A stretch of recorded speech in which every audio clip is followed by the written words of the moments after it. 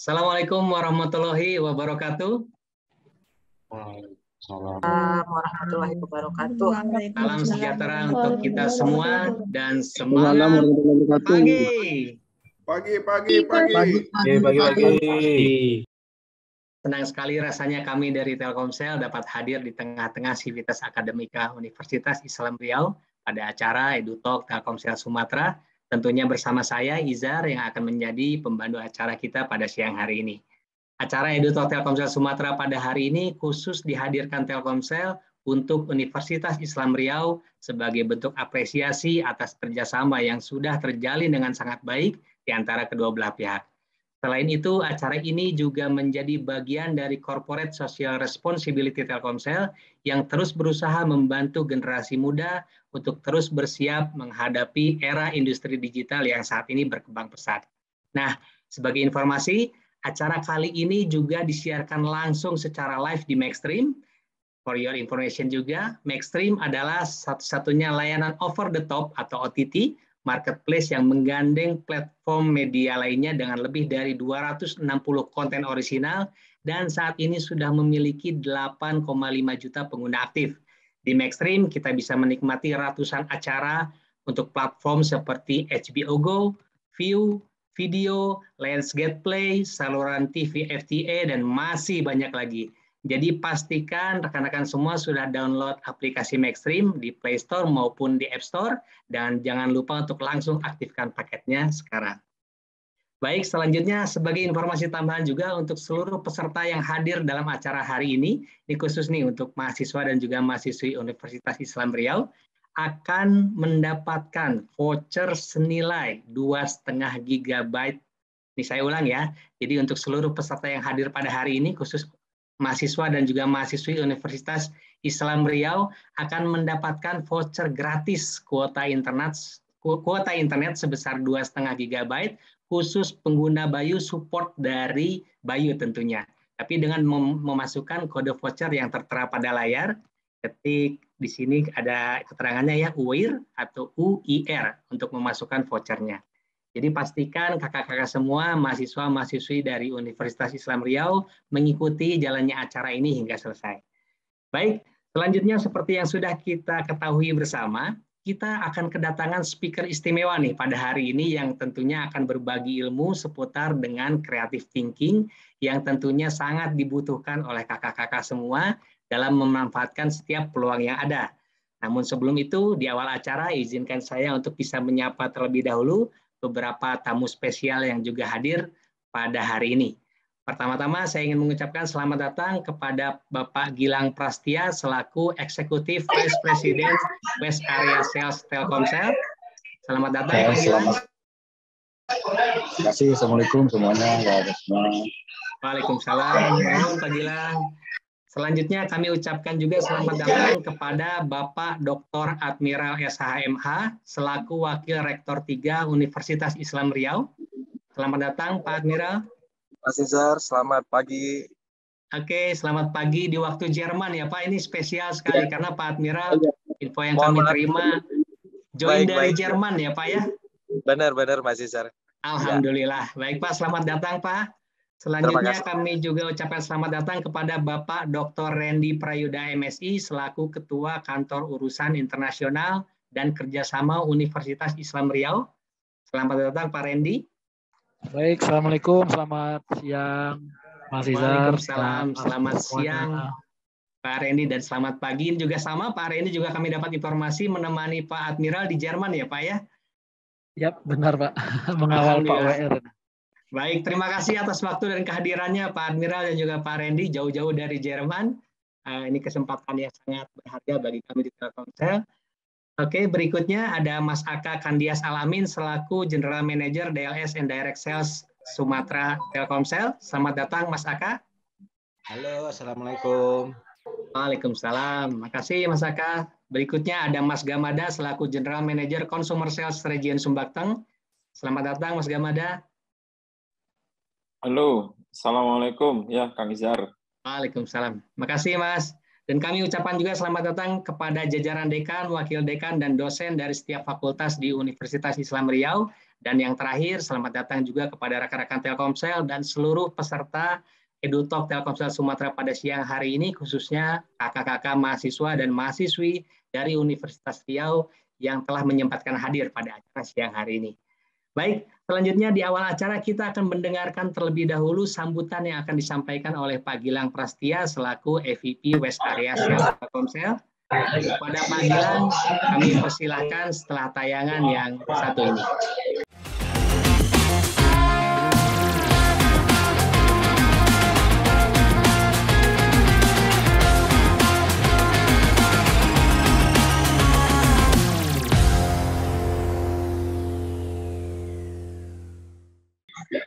Oke, terima kasih Mas Fajar. Suaranya bisa diterima. Ya, Pak. Terima, Pak. Ada yang bocor. Ya, ada noisy. Ada yang bocor, Pak. Panitia.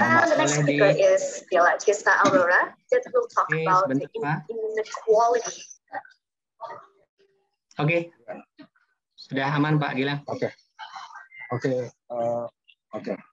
Yang terhormat Bapak Wakil Rektor 3 Universitas Islam Riau, Bapak Dr. Admiral SHMH.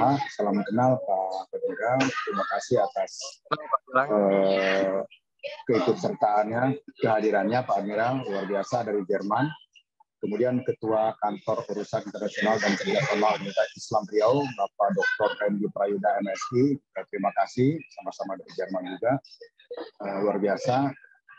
Selanjutnya ada Mas Denis Adiswara, gitu ya, nanti akan menjadi narasumber di acara ini. Dan kita sudah kenal, kita tahu beliau banyak berperan aktif di dunia digital. Rekan-rekan Telkomsel tadi ada Mas Aka, gitu ya, kemudian Mas Gamada, ya, dan rekan-rekan semua. Serta para mahasiswa Universitas Islam Riau yang saya banggakan dan saya cintai. Assalamualaikum warahmatullahi wabarakatuh. Waalaikumsalam. Waalaikumsalam warahmatullahi wabarakatuh. Semangat pagi. Pertama, marilah kita panjatkan puji dan syukur kehadirat Ilahi, berkahnya, limpahan dan semuanya kita dapat berkumpul pada acara hari ini di acara EduTalk Telkomsel yang kita hadirkan untuk Universitas Islam Riau. Dan kami acara ini menarik, gitu ya, merupakan apresiasi kami dan mudah-mudahan bisa memberikan inspirasi kepada para kakak mahasiswa semua Universitas Riau yang tentu saja sesuai tema tadi talk about creative thinking di Universitas Riau. Kita sama-sama tahu sebetulnya creativity merupakan sesuatu yang sangat dibutuhkan. Mulai dari creative thinking, termasuk juga creative action. Jadi not only planning, tapi juga eksekusi dan implementasinya. Salah satu kawan saya pernah menyampaikan, kita di dunia kerja tidak hanya butuh orang pintar. Ya. Orang pintar itu banyak, tapi kita butuh orang kreatif. Karena orang kreatif itu bisa melihat dari sudut pandang yang berbeda, bisa melakukan sesuatu yang tidak pernah dipikirkan orang lain, dan bisa memberikan impact dari orang biasanya. Jadi beda. Ya. Nanti Mas Denis Adiswara akan menyampaikan, beliau seorang aktor, entrepreneur yang aktif di digital. Kita sama-sama gali lah pengalaman apa, experience apa untuk kita aplikasikan di wilayah kita. Khususnya kawan-kawan mahasiswa, mahasiswi di Universitas Riau yang saya yakin akan sangat bermanfaat untuk membangun fondasi dan pemahaman digital yang juga saya yakin akan dimanfaatkan untuk karir ke depan. Kegiatan ini saya tentu bersinergi positif antara Telkomsel dan Universitas Riau, dan ini terus terang ini sejalan dengan visi misinya Telkomsel. Kita ingin Telkomsel selalu hadir, selalu berperan aktif membuka peluang melalui program-program kolaborasi dengan dunia pendidikan khususnya dalam hal ini. Dan kami sangat menyambut baik kolaborasi-kolaborasi seperti ini. Jadi saya terus terang sangat mengapresiasi Pak Admiral, gitu ya, yang konsep, gitu ya, atas kegiatan yang akan dilaksanakan ini. Dan saat ini terus terang kami melihat universitas, khususnya Universitas Riau, merupakan kampus yang berkembang cukup baik dan cukup berkembang pesat, terutama dalam mengadopsi teknologi digital dalam penerapan belajar mengajar. Tidak bisa lepas di dunia saat ini di mana digitalisasi bukan sesuatu yang baru, bahkan anak-anak, bayi-bayi yang baru lahir atau anak-anak sekarang yang pegang handphone tiba-tiba sudah jago, sudah ngerti gitu ya tentang digitalisasi, sudah menjadi digital native gitu ya, kita ke arah sana gitu ya. Dan tentu saja ini membuat kita mudah-mudahan ini menjadi dan memberikan inspirasi gitu ya ke depannya, bagaimana dunia digital itu berada dan bagaimana kita mengembangkan itu. Nah, kakak-kakak semua, saya juga ingin menginformasikan di Universitas Riau, Telkomsel kembali mengaktifkan Digital Corner. Selama 2 tahun terakhir ini kita vakum, Digital Corner di Universitas Islam Riau saat ini sudah aktif kembali. Mudah-mudahan ini bisa dimanfaatkan oleh para mahasiswa-mahasiswi gitu ya, mulai dari sebagai meeting point, wadah beraktivitas, ataupun untuk mengetahui produk promo dan layanan Telkomsel, khususnya yang terkait dengan digitalisasi. Dan kami mengucapkan terima kasih kepada Universitas Islam Riau yang selama ini selalu mendukung Telkomsel gitu ya, untuk hadir untuk bersilaturahmi gitu ya dengan semua elemen yang ada di universitas, mulai dari mahasiswa, dekan hingga rektor, wakil rektor dan seterusnya gitu. Dan ini saya pikir merupakan sinergi yang bagus dan kami melihat bahwa kegiatan ini tentu akan baik untuk generasi muda khususnya mahasiswa ya, terutama tadi dalam memanfaatkan berbagai platform digital yang ada. Dan terakhir mungkin saya ingin mengucapkan terima kasih kepada seluruh elemen tadi gitu ya, di bawah pimpinan Bapak Rektor, Wakil Rektor 3, Bapak Admiral beserta seluruh jajarannya yang telah mendukung acara ini. Dan akhirul kalam, saya mengucapkan semoga acara ini memberikan kebaikan buat kita, memberi manfaat dan menjadi berkah buat kita semua. Demikian, wabillahi taufiq wal hidayah. Assalamualaikum warahmatullahi wabarakatuh. Selamat pagi. Waalaikumsalam warahmatullahi wabarakatuh. Pagi. Baik, terima kasih banyak atas sambutannya Pak Gilang. Selanjutnya kita juga akan mendengarkan sambutan dari Bapak Dr. Admiral SHMH selaku Wakil Rektor 3 Universitas Islam Riau, live dari Jerman. Baik, kepada Pak Admiral kami persilahkan setelah tayangan yang satu ini.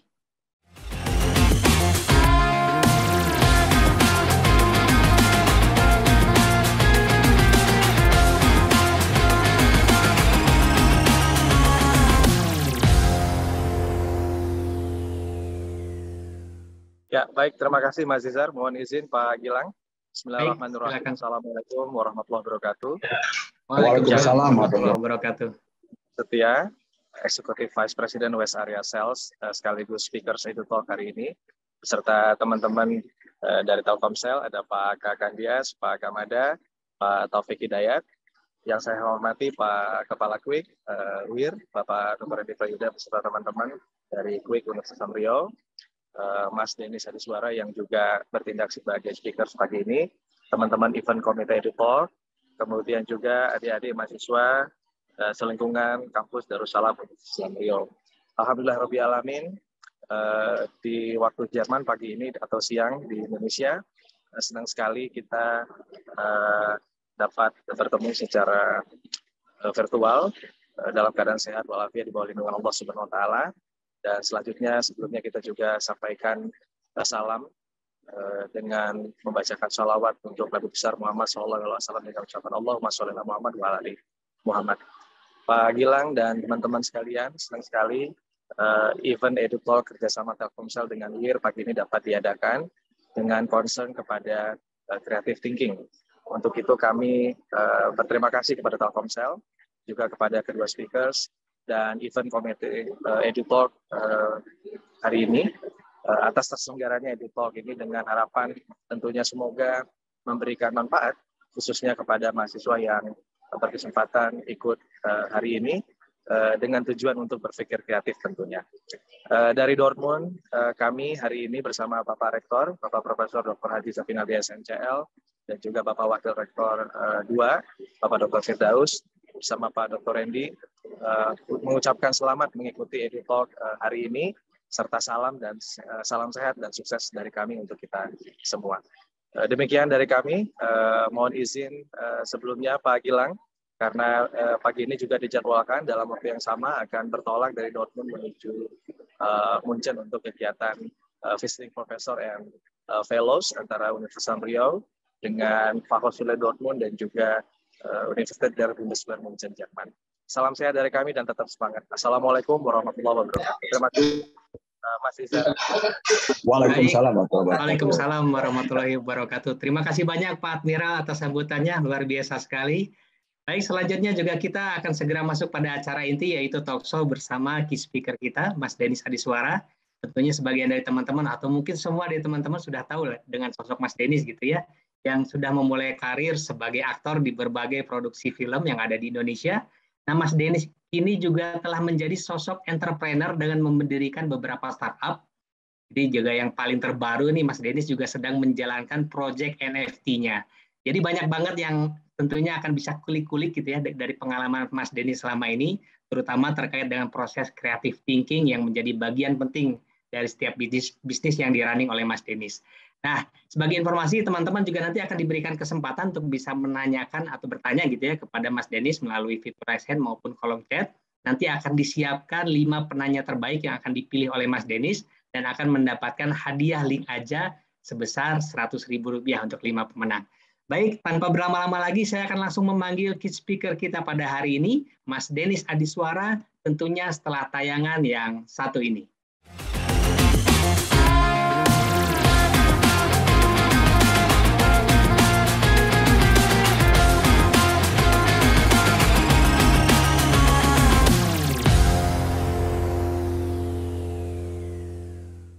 Halo, Assalamualaikum Mas Denis. Waalaikumsalam, apa kabar? Alhamdulillah. Apa kabar, Mas? Baik-baik, Bang. Alhamdulillah. Terima kasih banget nih, Mas, udah menyediakan waktu dan kesempatan untuk bisa hadir di acara EduTalk Telkomsel Sumatera. Ini juga sudah hadir saya lihat hampir 200 peserta dari kakak-kakak mahasiswa dan mahasiswi Universitas Islam Riau. Jadi ini momen spesial nih, Mas Denis. Asik, rame. Sebelum masuk ke sesinya Mas Denis, saya ingin mengundang dulu nih para VIP dan juga senior leader Telkomsel untuk bisa kita berfoto bersama terlebih dahulu. Saya kembali mengundang Bapak Dr. Admiral SHMH selaku Wakil Rektor 3 Universitas Islam Riau. Oke, kemudian saya undang Bapak Dr. Randy Prayuda, MSI, selaku Ketua Kantor Urusan Internasional dan Kerjasama Universitas Islam Riau. Baik. Berikutnya Pak Gilang Prastia selaku FVP West Area Sales Telkomsel, juga Mas Aka Kandia selaku GM JLS and Direct Sales Sumatera, dan yang terakhir Mas Gamada selaku GM Consumer Sales Region Sumbaktang Telkomsel untuk bisa bersama dalam satu frame. Oke, baik, sudah komplit. Sebentar. Oke, masih loading sebentar kan? Oke. Sudah komplit, baik. Izin Bapak-Bapak, kita bisa untuk berfoto bersama terlebih dahulu. Oke, komplit ya, ada berenam. Untuk pose pertama bisa pose semangat dulu, tangan di kepala ke atas. Rekan-rekan panitia boleh bantu untuk mengabadikan. Oke, 3, 2, 1. Oke, pose kedua mungkin biar bisa santai, pose sarangnya itu. Tangan sarangnya, Pak. Maaf. Iya, live dari Jerman. Pak Gilang, izin Pak, sarangnya. Oke, Pak Randy. Oke, baik. 3, 2, 1. Oke, baik, sudah tercapture ya rekan-rekan panitia. Terima kasih untuk Pak Gilang, Pak Admiral, Pak Randy, Mas Aka, serta Mas Gamada. Khusus Pak Gilang. Oke, baik. Ya. Terima kasih Pak Admiral, sukses lancar visitnya. Mari Pak Admiral. Pak Randy, mari. Baik, terima kasih Pak Gilang, Pak Admiral, Pak Randy, Mas Aka, juga Mas Gamada. Untuk yang masih ada agenda yang lain bisa meninggalkan acara kita pada siang hari ini.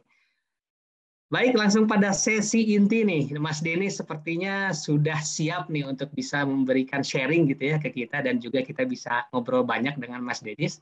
Jadi Ya. kita bisa ngulik-ngulik nih Mas, gimana caranya jadi anak muda kreatif gitu ya, yang bisa memanfaatin peluang. Baik Mas Denis, tanpa berlama-lama lagi, waktu dan tempat saya persilakan ke Mas Denis untuk bisa sharing ke seluruh peserta. Silakan Mas. Oke, terima kasih banget Bang Izar. Saya Siap. juga pengen tanya nih ke semua teman-teman yang ada di sini, katanya ada 200 ya. Kok pada diem aja sih? Coba di komen. Saya pengen lihat deh, saya pengen manggil semuanya teman-teman yang ada di sini deh. Coba ketik apa kayak halo atau apa gitu. Ayo dong, ketik dong. Ada nih, ada Risna, ada Jeffrey, ada Kurnia Indah Lestari, ada Sintasri, ada Boy Sandi, ada Cynthia, ada Mubakira. Keren banget namanya. Hola, halo Devika Virgo. Wey, zodiak kita sama. Hamido Sagala hadir Kak. Gitu. Wah, halo semua Padri, Nuraini, Fania. Itu tadi satu orang sih sebenarnya. Tapi saya patah-patahin namanya.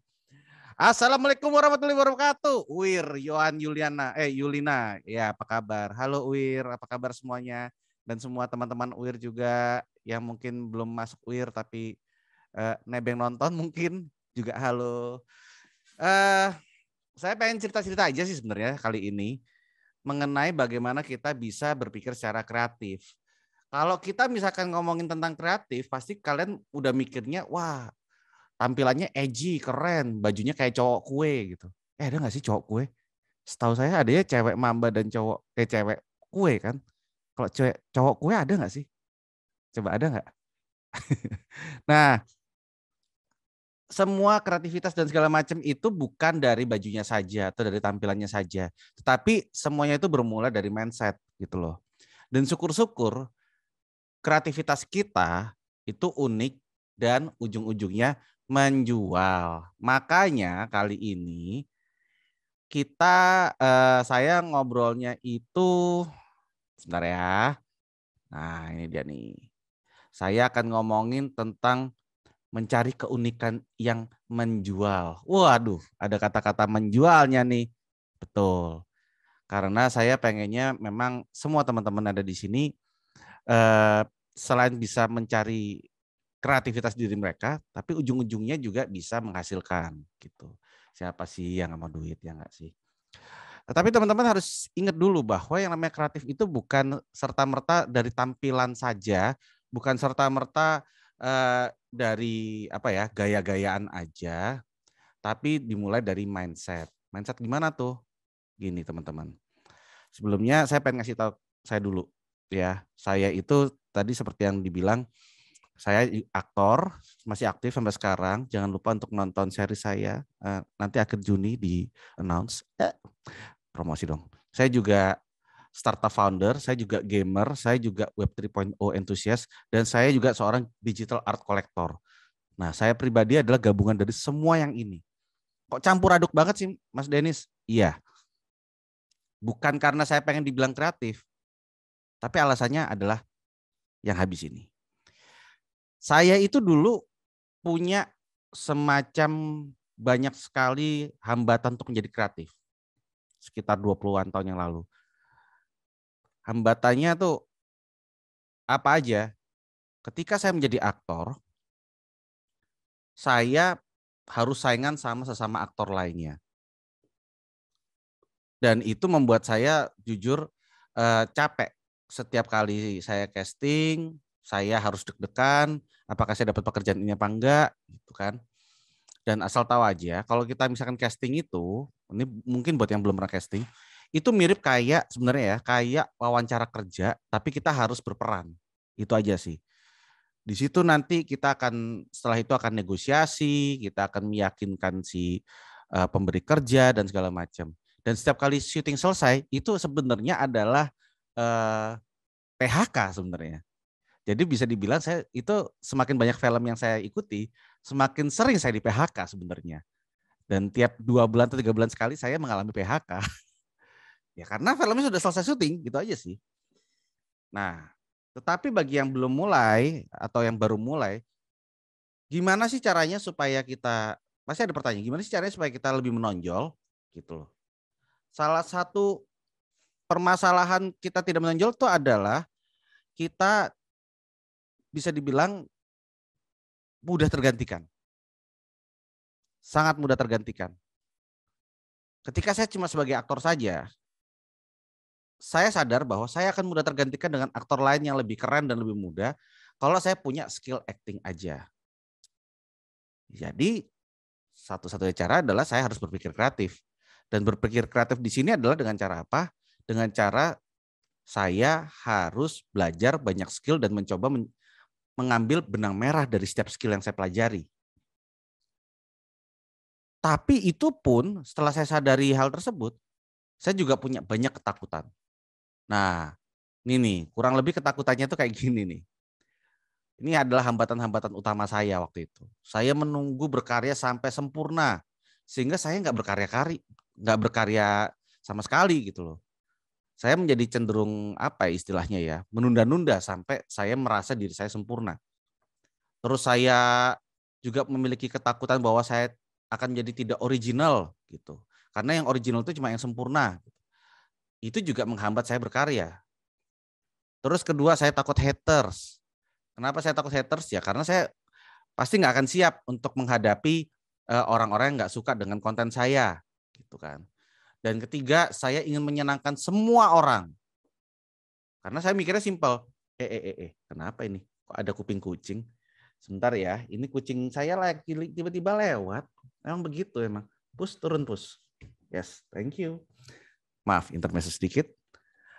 Terus saya juga merasa bahwa apa yang saya kerjakan ternyata tidak ada permintaan penontonnya, alias tidak diminati oleh calon penonton. Gitu.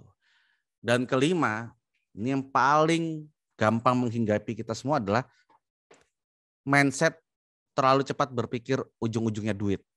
Pengen cepat kaya, pengen cepat cuan, pengen sedikit berusaha tapi dapatnya berlipat-lipat ganda.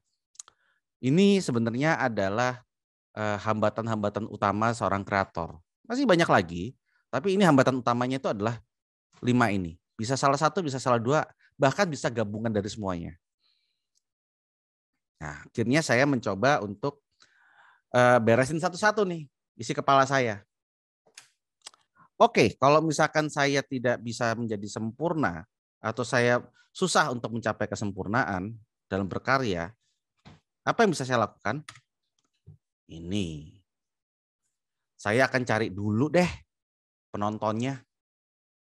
Loh kok kebalik? Bukannya kita cari tahu dulu apa yang apa passion kita? Enggak. Akhirnya saya balik prosesnya. Saya cari tahu dulu calon penontonnya, calon pendukung saya, calon fans saya. Justru itu yang saya riset.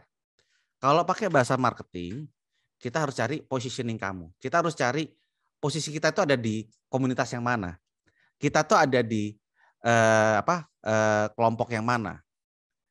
Nah, saya nyebutnya itu adalah kita harus mencari niche atau ceruk pasar, segmen pasar kalau kata orang-orang marketing. Saya akan menemukan niche-nya, saya harus menemukan sub niche-nya, dan saya harus menemukan micro niche-nya. Dan dari ketiganya itu saya harus bisa tahu bahwa suatu hari nanti ujung-ujungnya bakal bisa mendatangkan pemasukan buat saya, alias ada jalur menuju uangnya. Nah, di sini ini nanti akan saya jabarin satu persatu. Menemukan niche, sub niche, dan micro niche itu apa? Ingat ya, niche itu adalah ceruk pasar. Pertama, kita menemukan niche. Niche ini kamu nggak usah jauh-jauh mikirinnya deh.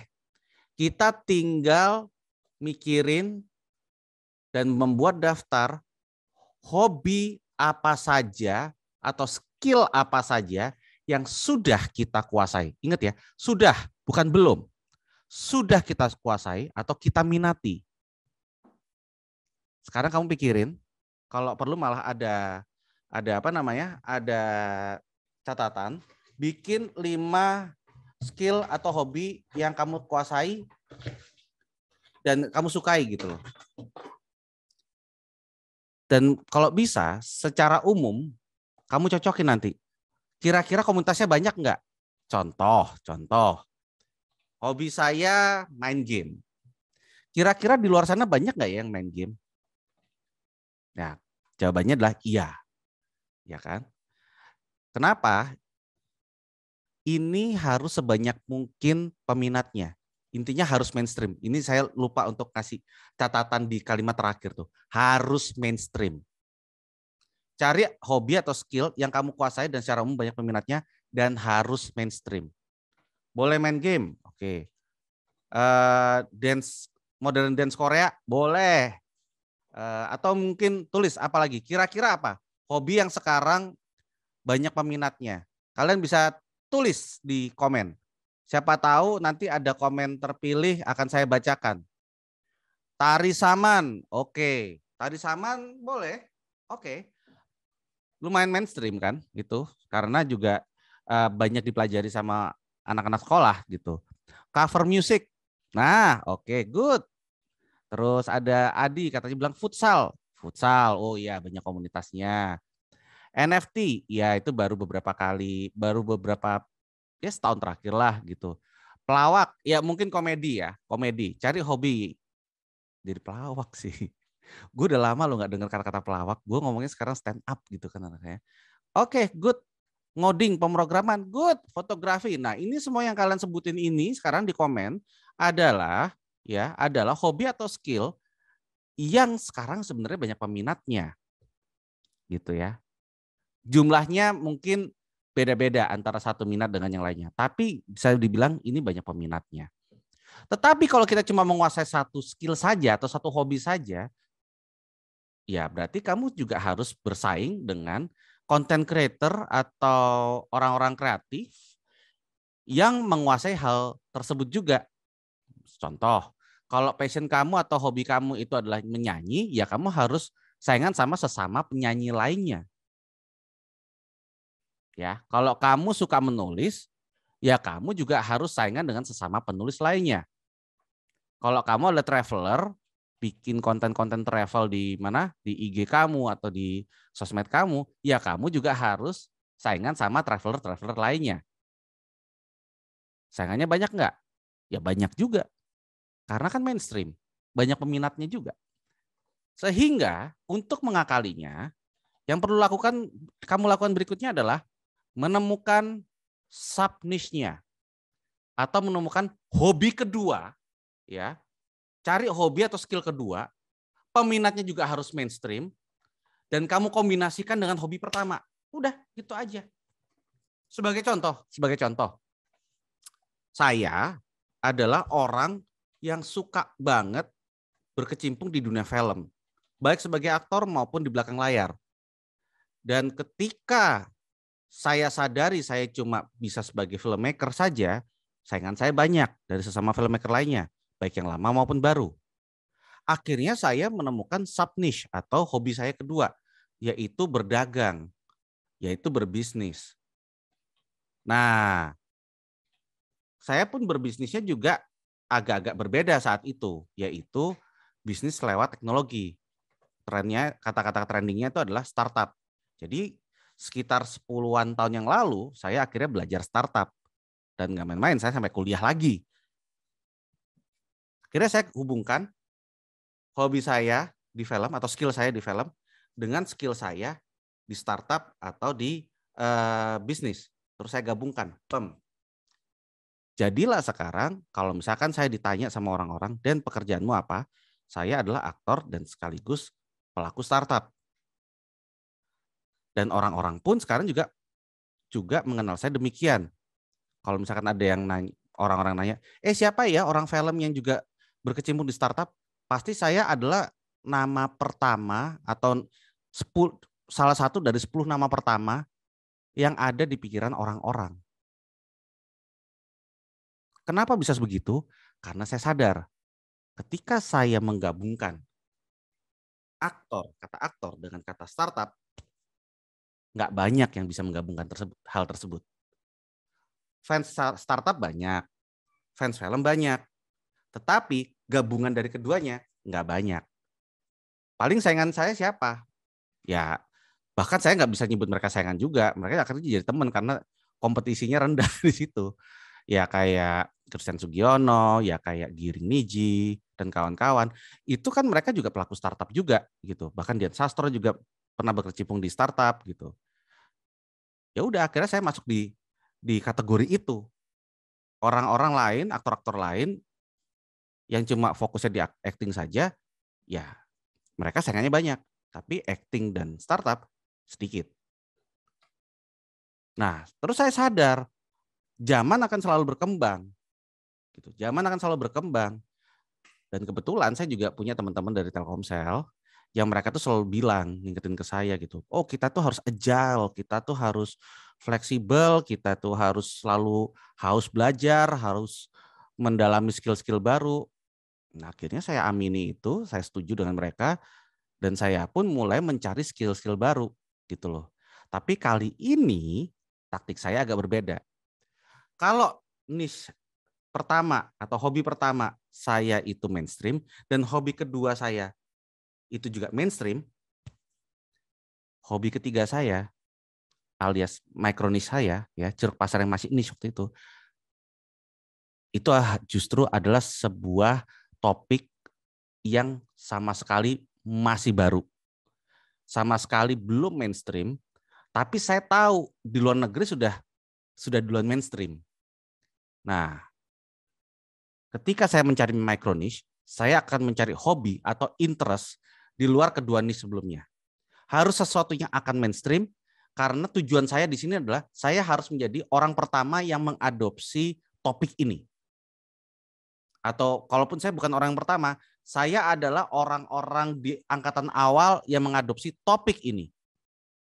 Sehingga saya pelaku film, sekarang ya, saya waktu itu akhirnya nemu tahun lalu itu adalah NFT. Sehingga sekarang saya kombinasinya adalah saya aktor, pelaku film, tapi juga pengusaha, ditambah lagi pemerhati NFT. Atau bahkan saya juga bilang katanya pemerhati blockchain.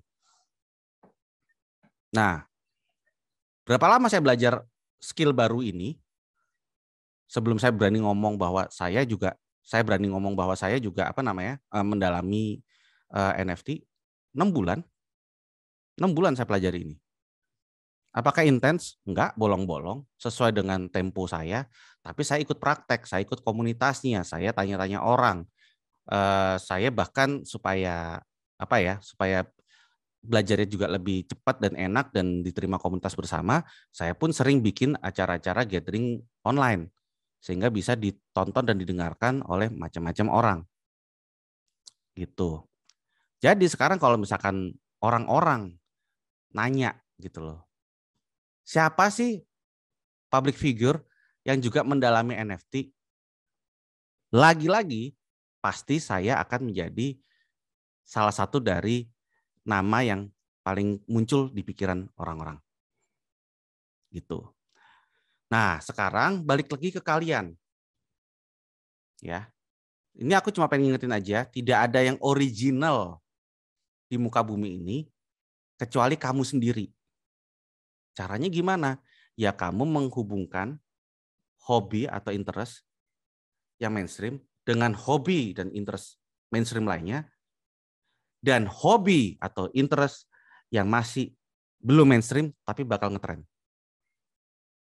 Gabungin. Jadikan itu menjadi identitas diri kamu. Tahu nggak siapa yang mengadopsi teknik ini juga? Tapi mungkin kalian nggak nyadarin. Raditya Dika. Raditya Dika, dia awalnya dia adalah blogger, tapi juga penulis, tapi dia juga punya usaha, yaitu dia bikin perusahaan percetakan juga dulu sama teman-temannya yang nggak banyak orang tahu. Terus habis itu dia juga mempelajari tentang investasi. Investasi apa? Investasi saham. Yang belakangan ini siapa lagi? Chef Arnold. Chef Arnold dia suka banget masak. Saking jagonya masak dia jadi juri. Tapi di saat yang sama dia juga pebisnis. Karena tidak banyak chef yang juga mengerti bisnis. Dan belakangan dia juga berbisnis di blockchain sama seperti saya. Ya, memperhatikan teknologi blockchain, NFT dan segala macam. Apakah itu butuh waktu dan usaha? Iya. Jadi tenang aja. Take your time, tapi pastikan jalurnya tepat. Yang saya senangi dari teman-teman yang ada di sini adalah kalian masih umur 20-an tahun. Kalian masih punya waktu cukup untuk belajar. Jangan terlalu buru-buru pengen dapat duitnya, karena ya bisa aja dapat, cuma ya kadang gimana ya, bisa dibilang kamu harus punya kesadaran bahwa sesekali ada orang lain yang lebih beruntung daripada kamu dapat rezeki lebih cepat. Dan ketika dia dapat rezeki lebih cepat dan konsisten, kamu harus pelajari dia itu usahanya sudah ngapain aja. Jangan-jangan diem-diem usaha dia 2 kali lipat lebih keras daripada kamu. Itu yang harus kamu riset. Oke. Nah, kita langsung aja ya. Cara nyari trennya tuh gimana? Nih, biasanya saya pakai Google Trends. Jadi kalian tinggal buka Chrome ya, Google Chrome. Kalian cek aja googletrends.com. Nanti akan keluar analytics-nya. Kalian ketik aja, misalkan kamu suka basket, tulis basket. Terus kamu suka game HP, game mobile gaming. Kamu cek aja. Biasanya Google Trends itu dia akan melacak pencarian terpopuler apa saja di setiap wilayah, di tiap negara, dan dia akan ngasih tahu ke kamu seberapa populer pencarian tersebut. Karena semakin dicari kata kunci tertentu, berarti semakin populer. Itu aja sih. Sampai sini ada yang ngerti nggak? Kalau misalnya masih belum ngerti atau ada yang mau diulang, ketik aja dulu di komen. Ulangi dikit bang, pas yang bagian apa gitu. Atau nggak apa-apa bang, lanjut gitu. Boleh, silakan. Nah ini saya pengen lihat ini. Bang, lu kok cuma bang doang? Langsung aja lanjut. Oke, ini Nasla katanya lanjut gitu. Kenapa cuma bang doang Yusuf? By the way, saya juga pengen ngasih tahu aja. Ini dari tadi kalau kalian lihat ada gambar-gambar visual lucu-lucu. Ini adalah karya seniman-seniman NFT dari Indonesia. Saya memang kebetulan mendukung mereka dengan cara membeli NFT mereka. Terus saya juga bilang, boleh ya jadiin visual presentasi ya? Oh boleh gitu. Nah ini adalah salah satu gunanya NFT sebenarnya. Bukan cuma sekedar profile picture doang, tapi juga jadi ya pemercantik visual presentasi. Itu sih. Dari awal bang, Anda nonton rekamannya saja Fadil. Wah benar-benar. Nah ini langsung aja saya ke sini deh. Kalau gitu katanya Mas Bang, kata siapa tadi tuh? Oh Bang Izar katanya 10 menit lagi Mas gitu. Wow udah jam segini nih. Oke, saya ke sini aja dulu deh kalau begitu. Nah sekarang ini saya punya format biasanya buat positioning kita. Kamu bikin sebuah kalimat ya dengan format seperti ini. Kami atau saya, lalu isi brand kamu, membantu siapa, ya isi calon audiens kamu, yang ingin ngapain, isi tujuan atau keinginan audiens kamu, dengan mengurangi hambatan audiens saya yang bagaimana, dan menambah, nah di sini harus diisi fitur tambahan atau nilai tambahan kamu, dan menambah keasikan di bagian apanya, tidak seperti isi kompetitor kamu, tidak seperti siapa gitu.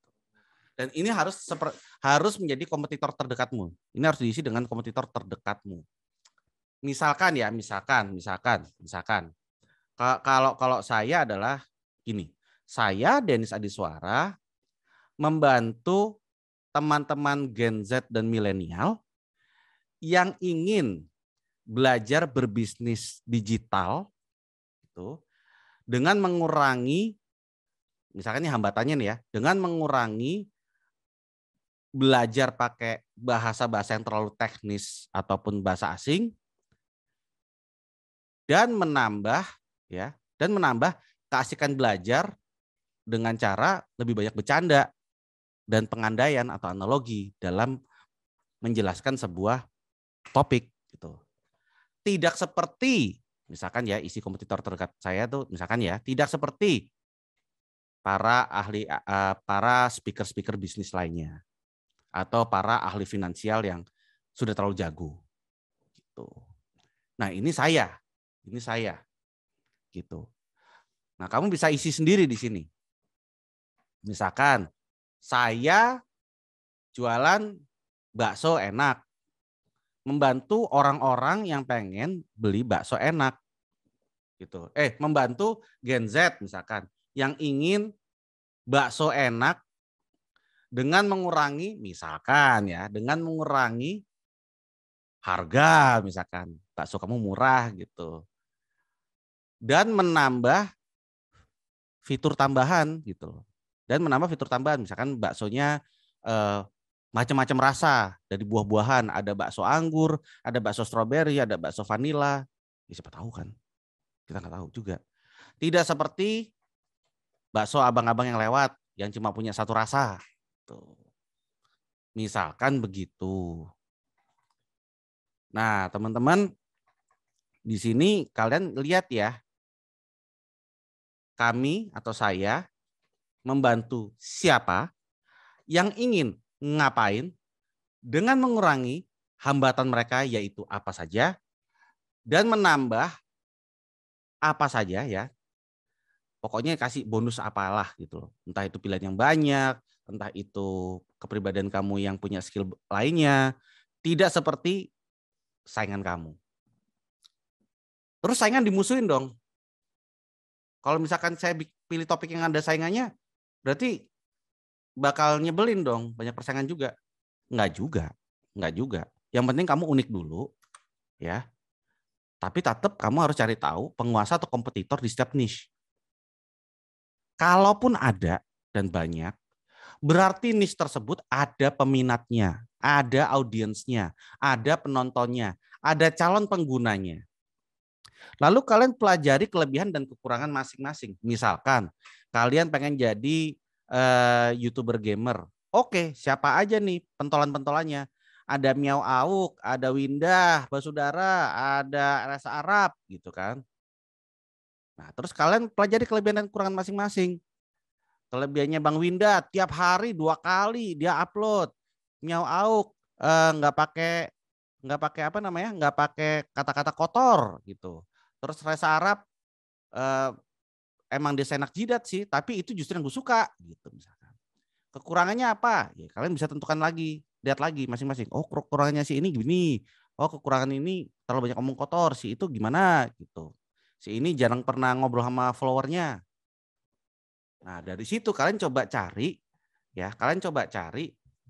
gabungan dari semua kebaikan-kebaikan mereka ya, plus skill kamu. Oh ya udah deh, kalau misalkan mereka live streamnya begitu, berarti belum ada nih live stream yang sambil misalkan sambil sulap, live stream sambil jadi barista, mungkin gitu kan.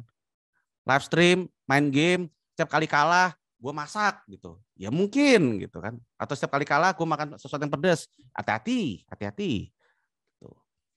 Dan syukur-syukur, coba supaya mereka juga notice kamu. Supaya cari tahu apakah mereka potensial diajak kolaborasi suatu hari nanti. Dan ini berlaku nggak cuma sama YouTuber aja, tapi untuk sebenarnya segala hal pekerjaan kreatif lainnya. Itu ya. Oke, ini sudah tinggal dikit lagi. Aku cuma pengen ngasih tahu ke kalian aja bahwa ketika kalian menggabungkan skill dan niche kalian, kalian harus menjadi tidak tergantikan. Lebih tepatnya jadilah solusi yang tidak tergantikan. Pastikan itu. Pastikan kalian menjadi solusi. Di dunia ini banyak sekali masalah. Saking banyaknya, orang itu malas cari solusinya itu mencar-mencar. Kalau kalian bisa menjadi solusi untuk 3 masalah aja, nggak usah semua masalah. Kalian bisa menjadi solusi one stop buat 3 masalah aja. Tapi ada di dalam kemasan satu orang. Itu menjadi lumayan tidak tergantikan. Kalau gabungan dari 4 skill, boleh. Tapi ya itu butuh waktu. Intinya adalah jadilah solusi yang sulit untuk tergantikan atau bahkan tak tergantikan. Dan sekali lagi, kamu akan mengawalinya dengan tidak sempurna. Kamu akan mengawalinya dengan banyak kesalahan. Dan kamu akan mengalaminya sepanjang karir kamu nantinya menghadapi orang-orang yang suka dengan kamu dan yang tidak suka dengan kamu. Dan itu wajar. Ini ada satu poster dari seniman namanya Seni Kanji. Dia ngomong, we are all bad in someone else's story. Artinya adalah, dalam cerita orang lain, kita pasti jadi penjahat kok. Kita pasti jadi orang buruknya kok. Dan itu wajar. Itu saja sih dari saya. Mari kita ngobrol sekarang. Jangan lupa untuk follow Instagram dan Twitter saya. Juga ada giveaway. Tapi kalau misalkan mau giveaway yang hari ini, juga ada ya. Mas Izar. Ada Mas Denis. Ada ya? Oke, bisa. Ayo langsung. Gimana kita ngobrol aja yuk? Oke, siap Mas Denis. Baik. Terima kasih banyak Mas Denis untuk sharingnya nih. Ini kalau istilah anak-anak zaman now ini daging semua ini Mas isinya ya Mas ya. Sharing tadi ya Mas ya. Waduh. Iya tahu aja saya lagi butuh ini nih, butuh kardio nih. Nambah 5 kilo daging saya di perut. Baik ya, kita jamin juga teman-teman di sini semua peserta juga bisa mengambil banyak insight gitu ya dari apa yang Mas Denis tadi sampaikan. Untuk lebih memperdalam nih Mas Denis, kita izin masuk ke sesi Q&A, sesi tanya jawab gitu ya. Sebelumnya juga saya ingin mengundang kembali Mas Aka Kandias Alamin selaku GM DLS dan Direct Sales area Sumatera Telkomsel, dan juga Mas Gamada selaku GM Consumer Sales Region Sumbakteng. Untuk bisa bergabung dalam frame, kita akan sama-sama masuk ke sesi Q&A. Rekan-rekan panitia boleh dibantu untuk invite Mas Aka dan juga Mas Gamada. Oke, Mas Aka. Oke, Mas. Sudah keluar suaranya, Mas? Oke. Oke, clear. Mas Gama. Halo, Mas.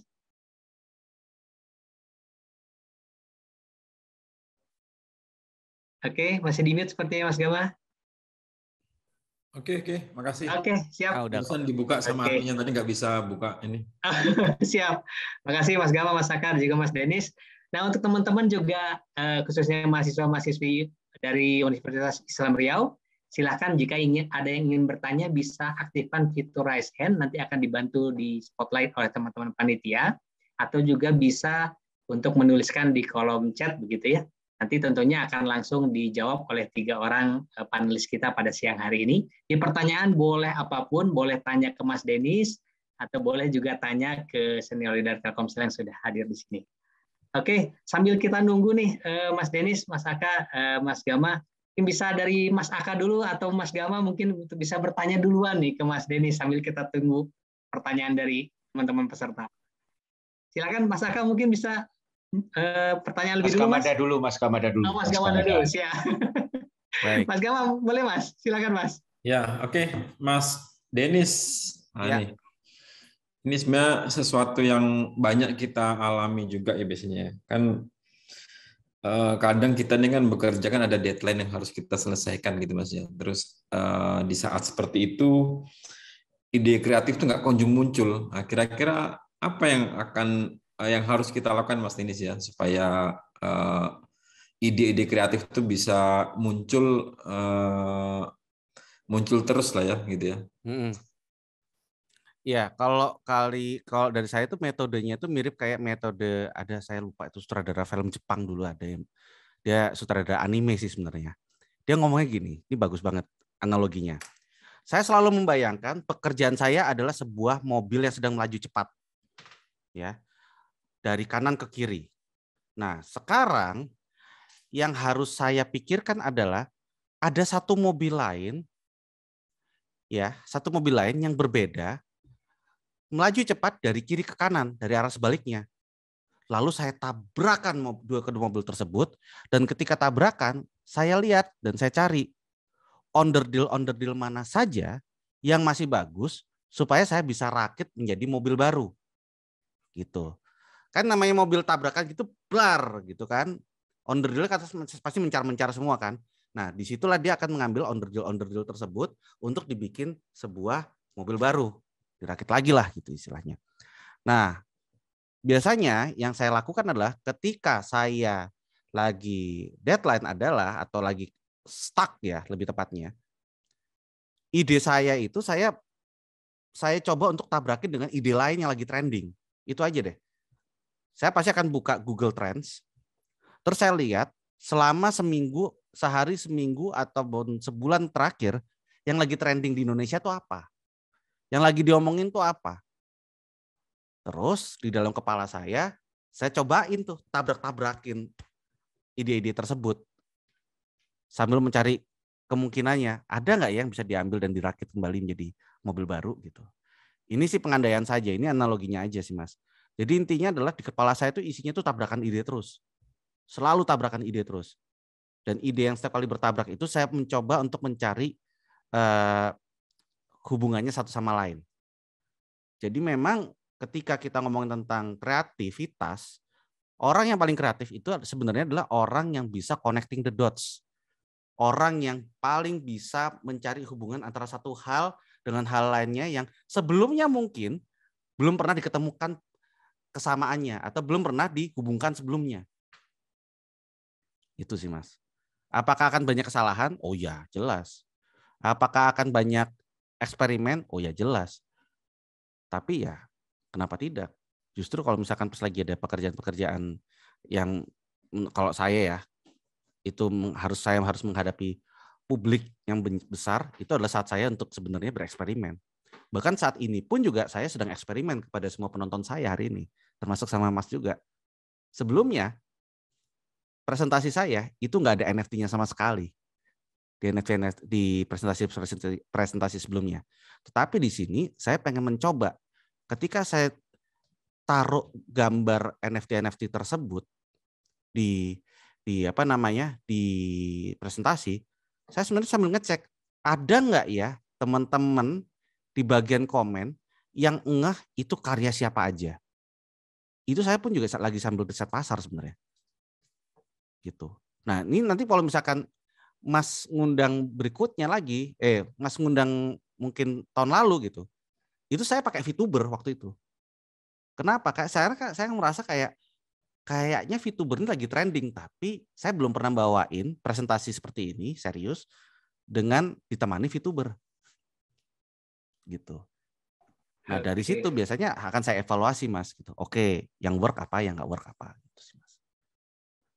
Oke, makasih banyak Mas Denis. Ada 3 tadi kalau saya rangkum, nabrakin ide ya Mas ya, sama cari tahu apa yang lagi trending, sama yang ketiga jangan takut connecting the dots ya. Itu 3 poin tadi utama. Oke, makasih Mas Denis. Next mungkin Mas Aka Mas, silakan Mas. Kalau ada yang ingin ditanyakan sambil kita nunggu peserta. Oke, simpel aja sih kalau pertanyaannya mungkin buat pembelajaran yang teman-teman mahasiswa juga lah nanti ini. Mas Denis pernah nggak ada di satu masa waktu sepanjang karir Mas Denis ini ada di titik bawah sekali dan apa yang menjadi pemicu Mas Denis bisa bangkit lagi? Oke, tahu nggak Mas, saya pernah kerja di kantor satpam, outsourcing satpam. Padahal saya sudah pernah main film sebelumnya. Nah, itu belum tahu nih. Nah itu, itu cerita unik juga sih. Itu terjadi sekitar 12-13 tahun yang lalu. Saya adalah seorang filmmaker saat itu. Skillnya baru film doang, ya kan. Yang namanya filmmaker itu selalu datang dari calon investor satu ke yang lainnya. Yang saya tawarkan saat itu adalah membuat sebuah PH dengan berbagai macam produksi. Kebetulan saya ketemu sama orang waktu itu ya, katanya mau mendanai PH saya. Tapi duitnya nggak turun-turun. Karena nggak turun-turun, tapi sayangnya sudah kadung digaji, saya disuruh bantuin kantor dia, ya, usaha dia yang letaknya itu kebetulan sebelahan sama apa yang nantinya jadi kantor PH kami, yaitu usahanya dia satu lagi yaitu outsourcing satpam. Ya udah tiap pagi itu saya ngeliatin satpam apel gitu, sambil bantu menyaring calon satpam yang baru masuk. Kenapa saya lakukan itu? Ya karena saya ngerasa kayak, daripada gabut nih, ya udahlah, yuk sini gue bantuin, lu udah bayar gue juga kok gitu. Tapi itu untungnya cuma berlangsung selama 2 bulan saja. Setelah itu saya resah, saya ngerasa kayak memilih pria-pria berotot bukan panggilan hidup saya. Dan akhirnya saya ya mencoba untuk keluar ikut acara-acara bisnis, acara-acara entrepreneur gitu sampai akhirnya nemu sih jalur untuk belajar tentang startup itu sih Mas. Itu kalau bisa paling bawah saya itu. Bukan berarti pekerjaan menyeleksi satpam tuh ini ya gitu loh. Cuma jelek ya. Cuma itu kebetulan saya bilang begitu karena itu nggak passion saya aja gitu. Iya. Jadi bagian cerita perjalanan Mas Denis gitu ya Mas Denis ya. Iya. Oke. Never give up lah pokoknya ya. Never give up kuncinya ya. Yoi. Oke, makasih Mas Aka, Mas Gama, Mas Denis. Ini juga sudah ada teman-teman dari rekan-rekan UIR nih. Seperti tadi ada yang sudah raise hand juga. Sebentar. Oh, sudah diturunkan lagi ya. Oke, teman-teman yang masih mau bertanya dan live bertanya ke Mas Denis boleh ya raise hand ya. Kalau belum ada ini ada satu orang. Oke, boleh dipin rekan-rekan panitia di sini atas nama Risna Humaira. Risna Humaira. Halo Risna Humaira, apa pertanyaannya? Halo, Kak Risna. Belum muncul sepertinya. Kak Risna. Kak Risna. Halo, Kak. Hai, halo, Risna. Kak. Iya.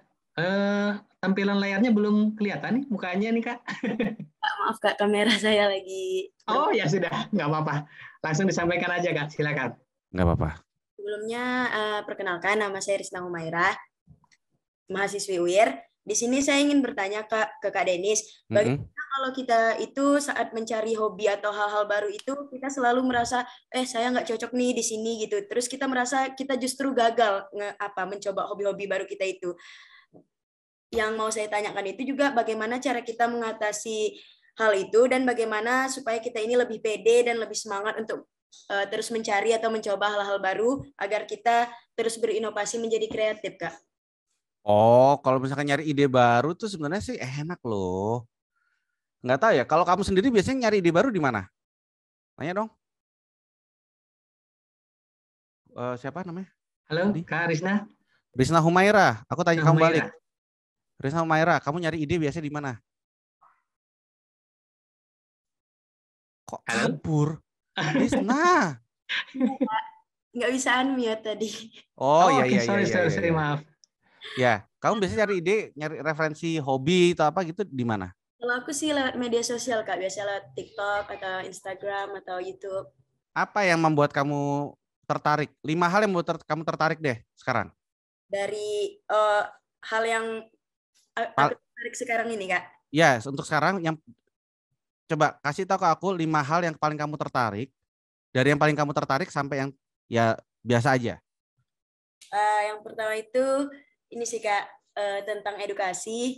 Kedua olahraga. 3 musik. Terus keempat tentang ini film. Kelima itu tentang masak-masak cooking. Oke, yang pertama edukasi ya? Iya, Kak. Oke, sekarang coba kamu dari 5 itu ya, coba kamu gabungin misalkan ya. Yang paling kamu suka sama paling kamu nggak yang paling biasa-biasa aja. Apa? Edukasi sama? Kalau yang paling suka edukasi sama musik, Kak. Edukasi sama musik. Oke. Edukasi musik. Kamu udah jago musik belum? Belum sih, Kak. Kamu jago edukasi nggak? Jago ngajar nggak? Kalau itu aku ngerasanya masih kurang, Kak. Oke. Fokus di cara kamu ngajarin hal yang kamu suka dulu, yaitu misalkan apa? Yang kamu kuasai apa deh? Yang kamu bisa? Yang kira-kira teman-teman dekatmu nggak bisa? Olahraga mungkin, Kak. Olahraga, oke. Kamu bisa bikin konten olahraga? Tapi aku nggak pede, Kak. Lah, pede aja. Kan kamu tadi bilang, kalau ada orang lain yang nggak bisa, tapi kamu punya kelebihan di situ, kamu harus pede. Bukan sombong ya, bukan flexing ya. Tapi kamu harus pede. Tapi kalau misalkan kamu belum pede untuk mengedukasi orang, ya udah, kita coret edukasi. Oke? Kita gabungin coba musik sama olahraga. Memungkinkan nggak? Menurut aku mungkin sih, Kak. Ya udah, misalkan senam kesegaran jasmani, masih zaman ya. Senam pakai lagunya siapa misalkan? Lagu TikTok. Lagu sampai bawah tapi lu bikin senam. Bisa nggak? Kayaknya bisa sih, Kak. Nah, udah, sip. bikin senam-senam atau exercise menggunakan lagu-lagu yang populer sama TikTok. Dengan begitu, kamu apa istilahnya ya, nebeng ketenarannya lagu-lagu tersebut, tapi kamu bawain bukan dengan dance, tapi dengan senam, dengan olahraga. Itu bisa. Apakah itu langsung populer dalam waktu seminggu? Enggak. Karena biasanya algoritmanya TikTok itu akan mengenali kamu konsisten itu setelah kamu tiap hari posting selama sebulan. Sebelum itu kamu nggak akan direkomendasikan ke orang-orang gitu loh. Bahkan kalau misalnya kamu pengen naikin kemungkinan itu ya sehari mungkin bisa sesekali, sehari 2 kali gitu loh selama sebulan pertama. Bisa nggak? Kayaknya bisa sih Kak. Ya udah. Coba. Ya udah bikin aja. Yang penting pencahayaan cukup. Terus badan kamu kelihatan supaya kamu bisa nunjukin gerakan kamu dan nggak usah peduliin background dulu. Begitu ada satu video yang responnya bagus, entah itu dia ngomentarin gerakan senam kamu, entah dia ngomentarin backgroundnya kamu ulang sekali lagi, atau kamu ulang 2 kali lagi, dan cari tahu respon mereka seperti apa. Sebulan masih gagal, gitu aja sih. Oke, moga bisa menjawab Kak Arisna ya. Iya, terima kasih ya Kak Denis. Penjelasan dari Mas Denis. Sama-sama. Oke, makasih Mas Denis untuk penjelasannya. Kita bisa jauh ke pertanyaan yang kedua. Tadi sudah enak loh itu juga. Penjelasannya sekaligus langsung di guide gitu kan. Langsung guide ya untuk memilih 5 topik yang diinginkan tadi kalau saya sempat mengikuti. Iya, dan ini buat teman-teman yang lain juga silakan pakai metode itu gitu. Oke, izin kita jam ke pertanyaan berikutnya. Ini sudah resen atas nama Ateng. Boleh di spotlight, teman-teman panitia? Siapa namanya? Ateng. Silakan, Mas Ateng, Bang Ateng. Boleh dicoba soundnya? Cek. Oke, silakan. Oke. Silakan. Dengar ya.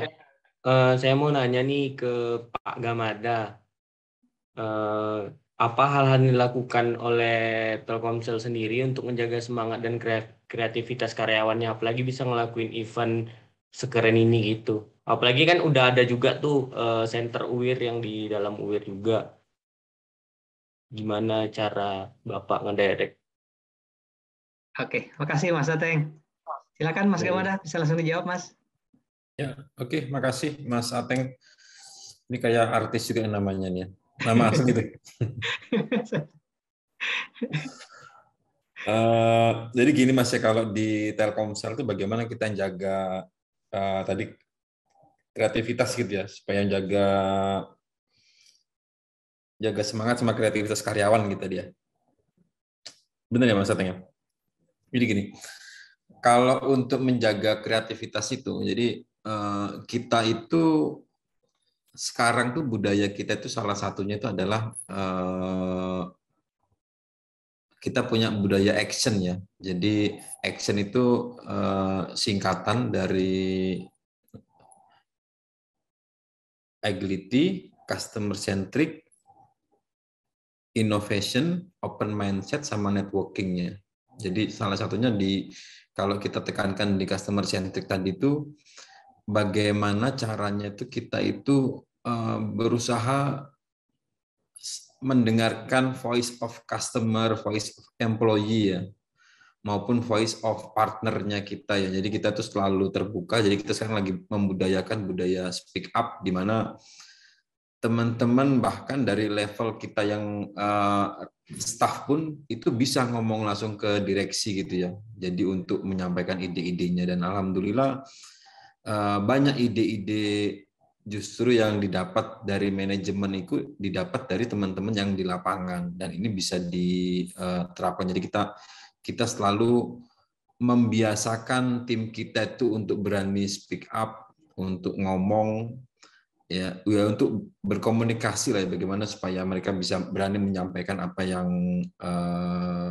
jadi ide-idenya, dan kita coba untuk mendengarkan dan mengaplikasikan ide-ide tersebut ke dalam keseharian kita. Nah, ini satu hal yang menurut saya selama ini cukup membantu meningkatkan kreativitas karena banyak ide-ide kreatif itu justru dari anak-anak muda ya yang di lapangan, mungkin bahkan dari teman-teman staff yang di lapangan itu, maupun teman-teman sales force yang di lapangan, teman-teman direct sales yang di lapangan. Ini banyak hal-hal yang menurut kita itu satu hal yang baru dan bisa kita terapkan. Ya, itu yang kita lagi coba untuk terapkan di Telkomsel ya.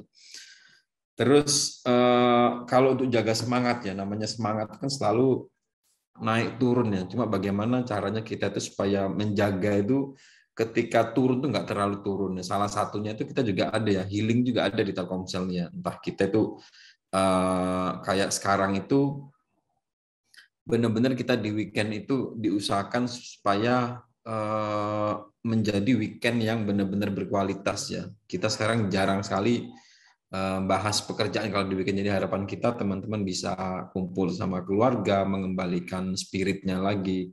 Ketika Senin masuk ke kantor sudah dengan semangat baru. Selain itu kita juga banyak nih acara-acara ya, entah itu olahraga bareng, kita gathering bareng ya. Ini kemarin masa pandemi kita agak kesulitan nggak bisa gathering, akhirnya kita coba yang online ya. Tapi ini biasa di Telkomsel itu dilakukan untuk menjaga semangat karyawannya supaya bisa tetap stabil.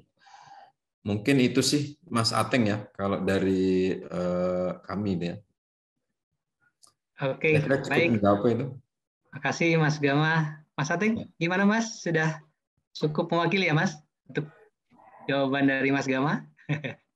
Kita punya budaya action kalau di Telkomsel itu Mas, untuk kreativitas karyawannya.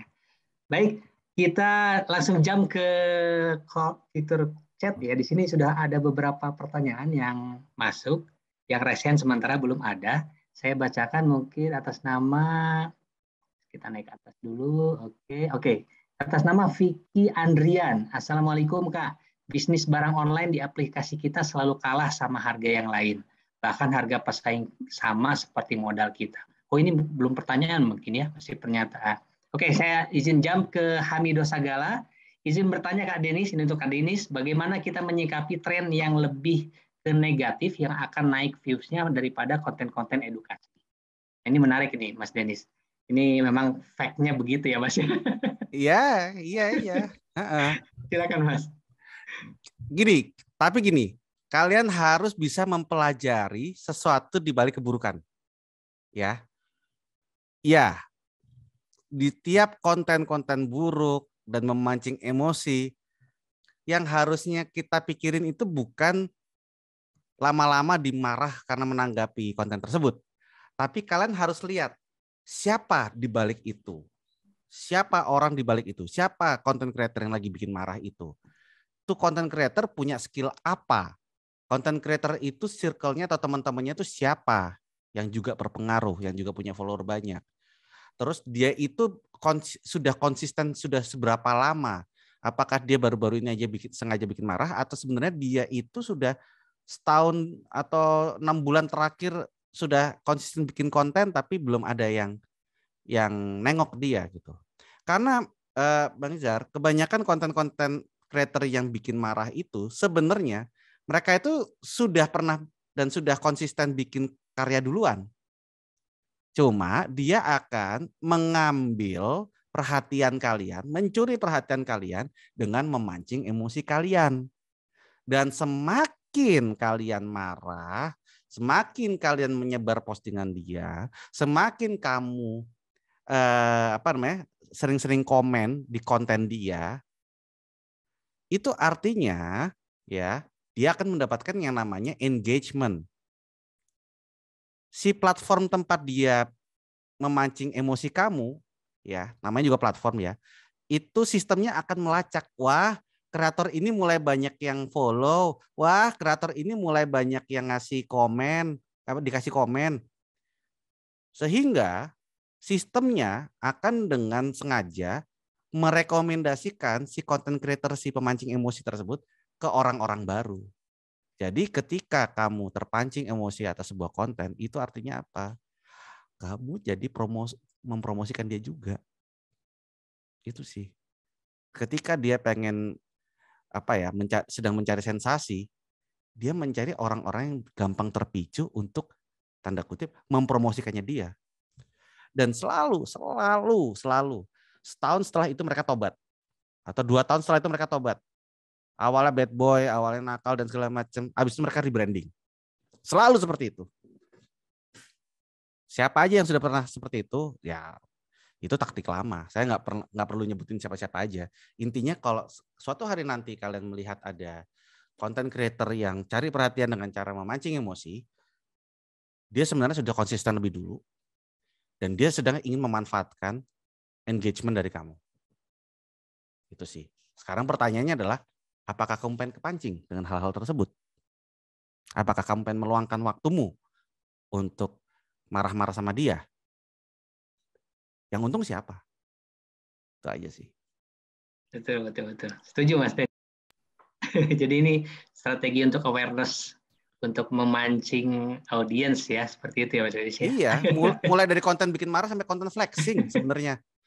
Betul. Iya, dan selalu yang diincar itu Mas Izhar adalah emosi dasar manusia. Emosi dasar itu apa aja? Iri, cemburu, marah, kecewa. Itu kan perasaan-perasaan dasar. Gitu loh. Itu yang lagi dimainin sama mereka. Oke, makasih Mas Denis. Next, ini masih ada lagi yang raise nih Mas Denis atas nama Elfrida Marsaulina. Boleh dipin mungkin teman-teman panitia? Oke, Kak Elfrida. Boleh dites suaranya, Kak? Halo? Masih di mute itu sepertinya. Masih di mute kayaknya. Kak Elfrida, boleh di-unmute? Oke, Kak. Oke. Silakan, Kak Elfrida. Ya, jadi saya izin bertanya ya, Kak. Pertanyaannya untuk Kak Aka Kandias. Boleh, silakan. Pertanyaannya, apakah Telkomsel memiliki program untuk mahasiswa dalam mengembangkan kemampuan digital seperti software developer, web design, dan lain sebagainya? Terima kasih, Kak. Kena juga gue ya pertanyaan. Aku kira ke Mas Denis saja. Karena pertanyaan bebas Mas Aka, boleh ke siapa aja. Kecuali ke MC, Mas. Oke. Silakan, Mas Aka. Thank you Kak Elfrida. Sebenarnya kalau misalnya yang khusus untuk ke situ sebenarnya masih belum ada. Tapi kalau misalnya tentang memfasilitasi teman-teman dalam berkreasi ya, kayak model startup atau apa, itu sebenarnya ada itu. Nanti dirimu tinggal ini aja, follow aja Indonesia_next. Nah itu dari Telkomsel tuh. Nah untuk sesi tahun ini udah kelar tuh, sudah terpilih tuh 34 best talent-nya Indonesia season 6 itu. Nah itu mulai diajarin, nanti itu ada kayak model inkubasi dan lain sebagainya. Tapi lebih ke startup ya. Nanti yang hasilnya oke, kemudian dicarikan investor dan lain sebagainya itu. Nah itu sudah ada. Nanti dicari aja buat teman-teman yang lain kalau mau cari inspirasi di Indonesia_next itu juga sudah ada. Cuma kalau misalnya dari teman-teman kampus UIR ini kalau misalnya punya kemampuan, merasa aku punya kemampuan, nggak punya wadah nih, itu tinggal cari aja itu teman-teman Telkomsel yang ada di Pekanbaru itu ada Kak Ria, terus ada juga Kak Yusuf Ritonga, itu ada di sini tuh, atau ngechat aja ke Mas Gamada itu, aku mau magang dong di Telkomsel, aku punya kelebihan ini, siapa tahu bisa dikolaborasikan sama Telkomsel, gini-gini dan lain sebagainya. Jadi kita bisa, kan saat ini kan eranya kolaborasi nih.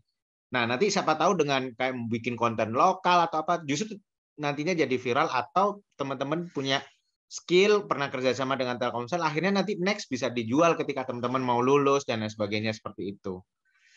Itulah mungkin ya Kak Elfrida, semoga ngebantu menjawab, karena pada prinsipnya seperti yang Mas Gamada bilang, kita itu selalu membuka peluang ya. Nanti kalau misalnya teman-teman merasa punya kemampuan untuk itu, untuk mau dikolaborasikan, monggo silakan aja, enggak apa-apa gitu.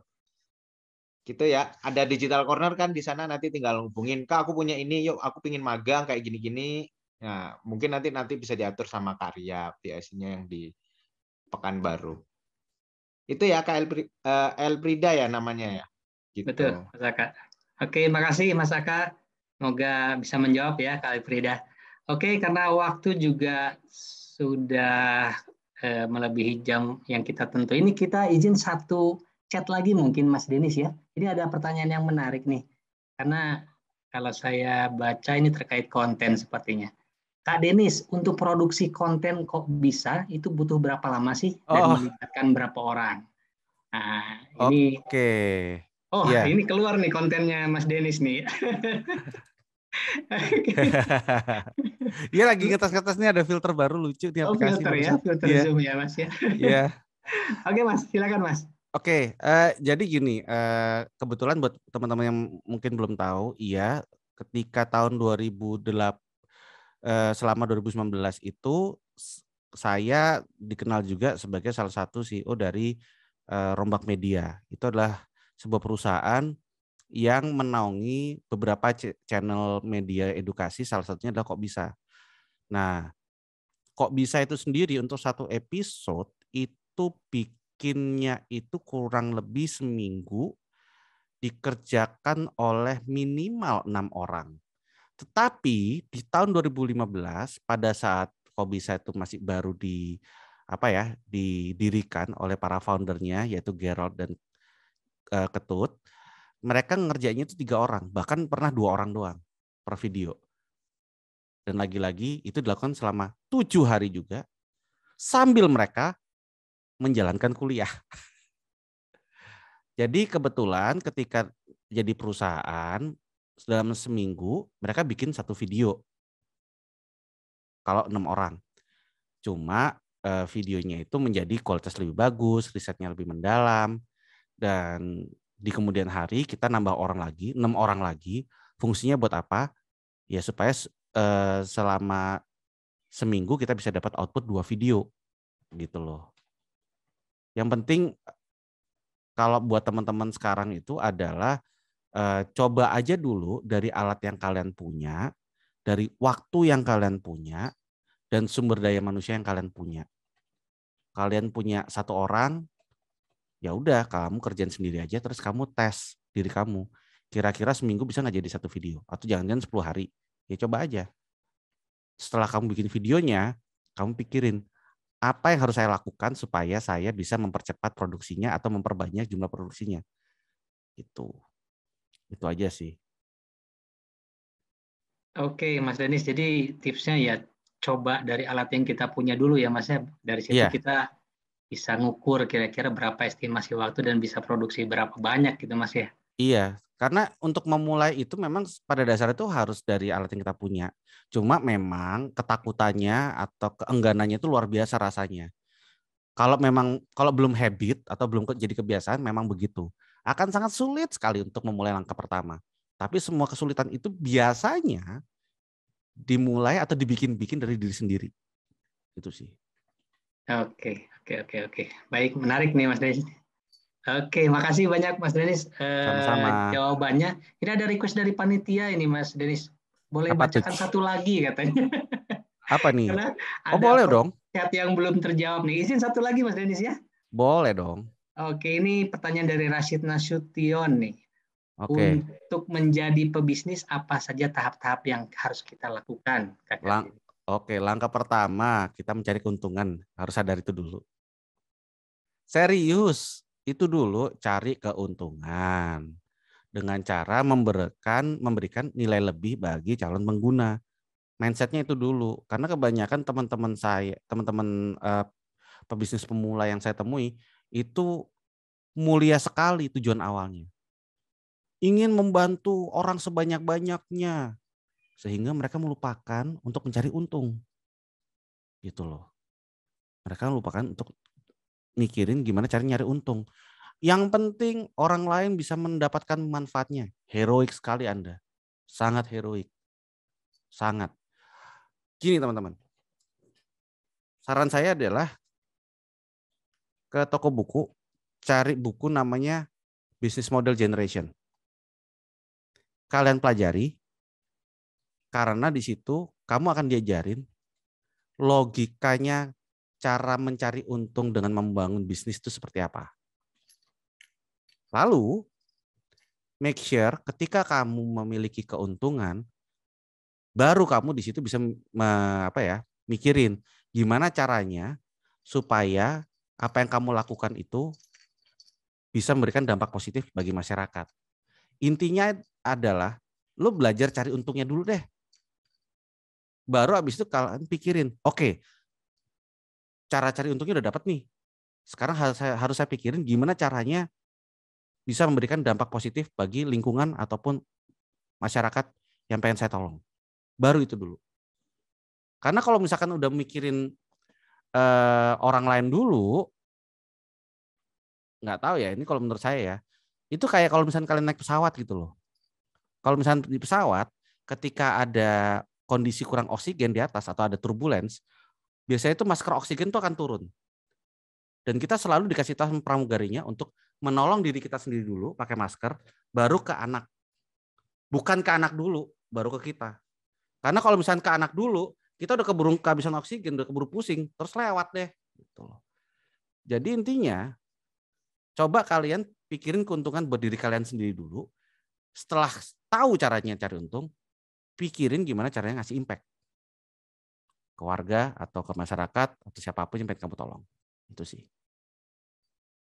Oke, makasih Mas Denis. Jadi key point-nya itu mencari keuntungan ya Mas Denis dari bisnis yang mau kita jalankan. Tadi juga yang menarik, bukunya apa tadi? Business Model Generation ya Mas Denis ya? Business Model Generation. Sudah ada versi bahasa Indonesianya kok. Aku rasa di Riau ada. Atau beli online lah gampang. Siap. Di Gramedia ada online juga ada ya Mas ya? Ada itu. Coba kita cari yang bahasa acara ini Mas. Ya silakan. Oke, rekan-rekan semua, Mas Denis, Mas Gama, dan juga Mas Aka, karena keterbatasan waktu kita juga nih. Jadi sesi Q&A sepertinya sudah bisa kita cukupkan. Selanjutnya sebelum kita tutup nih, izin untuk kita bisa berpose bersama dulu, berfoto bersama dengan seluruh peserta, Mas Denis, Mas Gama, dan juga Mas Aka.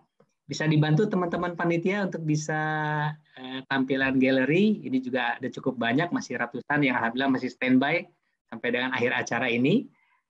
Oke, kita akan masuk sesi foto bersama. Rekan-rekan dari mahasiswa-mahasiswi UIR yang masih off cam, mungkin bisa dibantu untuk bisa on cam sebentar. Kita akan foto bersama dengan Denis dan juga para panelis kita. Ini juga cukup banyak ya, ada beberapa page. Untuk gaya pertama, gaya semangat dulu mungkin sama dengan para panelis kita hari ini. Silakan tangan bisa dikepalkan di atas. Oke, rekan-rekan panitia boleh dibantu di capture. Oke, sudah 3, 2, 1. Oke, clear. Oke, pose kedua biar lebih hangat lagi, pose sarange. Ini juga pose yang pasti sering dipakai kakak-kakak mahasiswa gitu ya. Oke, 3, 2, 1. Rekan-rekan panitia boleh dibantu. Next page. Oke, 3, 2, 1. Oke, baik. Terima kasih. Terima kasih kembali saya ucapkan untuk Mas Denis, Mas Gama, dan juga Mas Aka atas sesi Q&A tadi. Ya, insya Allah akan sangat bermanfaat gitu ya untuk seluruh peserta kita. Nah, tadi informasinya bahwa semua penanya akan dapat hadiah gimmick ya Mas Denis ya. Kalau saya hitung tadi ada 5 sih pas sepertinya Mas Denis. Wow, jadi, selamat ya. Ada 5, jadi izin nanti semua penanya tadi akan dihubungi oleh panitia dan akan mendapatkan hadiah link aja sebesar Rp100.000. Jadi nanti kalau selesai acara bisa kontak rekan-rekan panitia, gitu ya. Oke Mas Denis, ini sudah sampai di penghujung acara nih Mas. Sebelum kita closing, sebelum kita tutup, mohon izin nih Mas untuk memberikan sedikit closing statement nih Mas untuk spirit dan penyemangat kita semua dan khususnya buat adik-adik dan kakak-kakak mahasiswa dari Universitas Islam Riau. Boleh Mas Denis? Silakan Mas. Oke, karya-karya awal kalian akan menjadi jelek. Serius. Karya-karya awal kalian itu pasti akan jelek. Tapi tenang aja, ketika kalian berani ngomong bahwa karya awal kalian jelek, itu berarti kalian ada di posisi karya kalian yang lebih baik. Karena kalian sudah tahu mana yang jelek, mana yang baik. Semoga kamu persisten. Thank you, itu aja. Oke, ini closingnya menarik. Jadi karya-karya awal akan menjadi jelek ya Mas Denis ya. Jadi tapi jangan menyerah, jangan give up, harus persisten gitu ya. Ya, kurang lebih seperti itu. Oke, baik. Makasih banyak Mas Denis, luar biasa. Mungkin kita bisa berikan tepuk tangan virtual yang meriah dulu untuk Mas Denis. Oke, terima kasih sekali lagi kami ucapkan untuk Mas Denis atas waktu dan juga ilmunya. Semoga apa yang disampaikan bisa bermanfaat untuk seluruh mahasiswa dan mahasiswi Universitas Islam Riau. Sampai ketemu lagi Mas Denis di lain kesempatan. Jangan kapok ya Mas, kita undang lagi untuk acara berikutnya gitu ya. Insya Allah nanti akan ada acara-acara berikutnya dari Telkomsel. Silakan Mas Denis untuk bisa meninggalkan room. Terima kasih semuanya. Sampai jumpa. Oke, makasih Mas Denis. Baik, dengan berakhirnya sesi Q&A bersama Mas Denis tadi, maka berakhir pula acara kita pada hari ini. Di penghujung acara, kami ingin mengucapkan terima kasih kembali kepada semua pihak yang telah memberikan dukungannya agar acara ini dapat terlaksana dengan baik. Selain itu juga, saya ingin mengucapkan terima kasih banyak kepada pihak dari Universitas Islam Riau beserta seluruh sivitas akademika yang telah berkesempatan hadir pada acara siang hari ini. Semoga kita semua terus diberikan kesehatan dan tetap produktif meskipun di tengah masa pandemi. Tetap sehat dan tetaplah berkarya untuk Indonesia. Wassalamualaikum warahmatullahi wabarakatuh. Dan semangat pagi. Pagi.